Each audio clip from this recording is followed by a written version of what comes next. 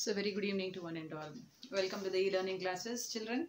So today we are going to discuss, children, about the first year economics. First year economics, third unit, demand analysis. In our previous class, children, we discussed already about price demand. We discussed about price demand, and also we discussed about the type of the price demand, children. Then demand schedules we discussed, types of demand schedules we discussed, children. Now today in this class we are going to discuss about a very important topic, exceptions to the law of demand or the exceptions to the price demand. Exceptions, children. Price demand, what we discussed, that when the price increase, demand is decrease, demand is less, and when price is less, demand is more. That means it is opposite directions. We learn inverse relationship. Okay, so we discussed that when one is high, other is low. When other is high, this one is low. That is inverse, negative relationship. And what is the demand curve we discussed? It is coming from left to right side down. Okay, but every time these situations won't persist. We find that there are certain cases are there where we find that more will be demanded when the prices are more, less will be demanded when the prices are less. That we call as exceptions, means except in few conditions. When we speak to others, we say, no, this is everything is okay, except, exception, except. So except for few conditions, we find that demand curve remains negative only. So what are the except conditions? Except conditions, children, here I think you're observing this diagram. In this graph, you're observing that the curve is moving up. The curve is moving up from left to right side. This is positive relationship. Up to now, demand curve, what we discussed, children? Negative relationship we discuss. But today, exceptions means this positive relationship we have to discuss. So, what are the conditions where we find that demand curve is positively related to the price is positively related to the quantity demanded? So, in the exceptions, there are four. Are there? Giffen paradox, Veblen effect, speculation, and the illusion. These four are there. Let us discuss one by one. And children, this is very important for 4 marks question. Number of times this question was asked. So pay attention for this lesson, children, for this topic. Giffen's paradox. Okay. Sir Robert Giffen. Sir Robert Giffen, in the year, his time period 1837 to 1910. Sir Robert Giffen, he observed that the poor people, they demand more of inferior goods if the price rise. Poor people, they demand more for the inferior, means cheaper goods when the price rise. Let us discuss. Now you are getting some doubt. So let me to clarify you. Robert Giffen, he observed that in England, so there was an expectation, children, for the rise in the price of butter. Children, in the Western countries, they eat mostly bread. They consume mostly bread. Here, how we consume rice, chapati as our staple food? No. So, in other countries of the world, in Western countries, cool countries, children, they prefer breads. So, Robert Giffen, he observed that in England, there was an increase in the prices for bread. So what happened? Poor people of England, they purchase more of bread comparing to the meat, mutton. Are you understanding, children? Poor people, what they did, children, it is generally. Suppose in our country also, if we find that we eat daily, we consume daily rice or chapati, children, wheat, children. If we find that the prices of rice is going to increase or it is increasing, children, we feel a kind of fear that how can I purchase if the price increased? Because I can't live without eating rice or wheat. I can live without eating mutton. Mutton is just in the side, children. But rice is important. We can consume that rice at least by adding the what you call red chili powder also. We can consume like this. Are you understanding? So same thing here for the England. Robert Giffen, what he observed that in England, when the price of bread increase, People, they purchase more bread comparing to meat. They stop or they consume less the meat, children. Same in our country also, children. So what he's telling that when the prices increased, people purchasing, demand for the good also increase. Which good? Inferior goods. Inferior means cheaper goods, children. In our country, children, we say no, ragi. Ragi, you know very well. It's we also call as poor man's diet. Most of the hard-working laborers, most of the people, those who earn very less, children, they purchase ragi and they eat it, children, because it is somewhat cheaper comparing to the other. So people, when they find that the price of ragi is increasing, they purchase more of ragi in in excess as a stock, because they can't live without even eating ragi, because ragi is only one source for them to live. So they purchase more of ragi. When the prices increase for ragi, their purchasing power, the purchasing demand is also increased for ragi. Same here, you know, many people, they eat jowar, jonnu.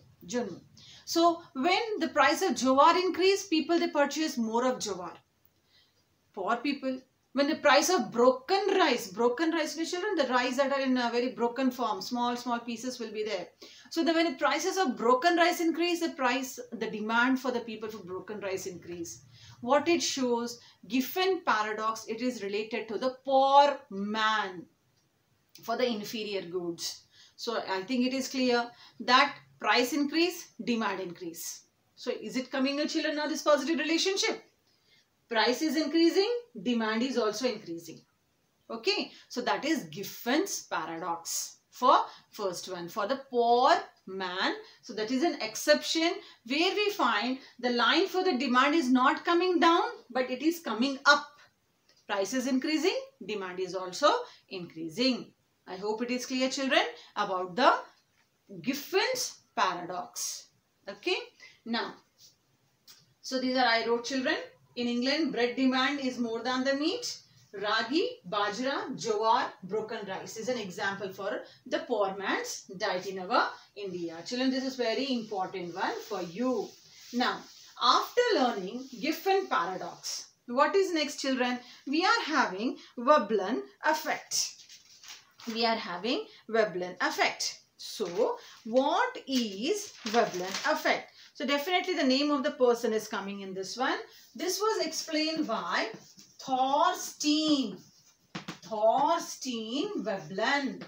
This was explained by Thorstein Veblen. Thorstein Veblen, 1857 to 1929. 1857 to 1929. What Veblen effect? What is Veblen effect? Veblen effect, children, it is related to prestigious goods. It is related to prestigious, means costly goods. Giffen paradox for poor goods, but Veblen for costly goods, for the prestigious goods. What Veblen is explaining, children, as you all know that there are certain products are there in the market, like diamonds, like precious stones, and also, like, children, some like costly furniture. Like that, there are some costly items are there, children, that are available in the market, and that is purchased only and only by the rich people, because it's a matter of their social prestige, means social status. They have to maintain that they are rich people, so it is a matter of the social prestige. So they purchase mostly of the costly items, children. Okay, that is a prestigious issue for them.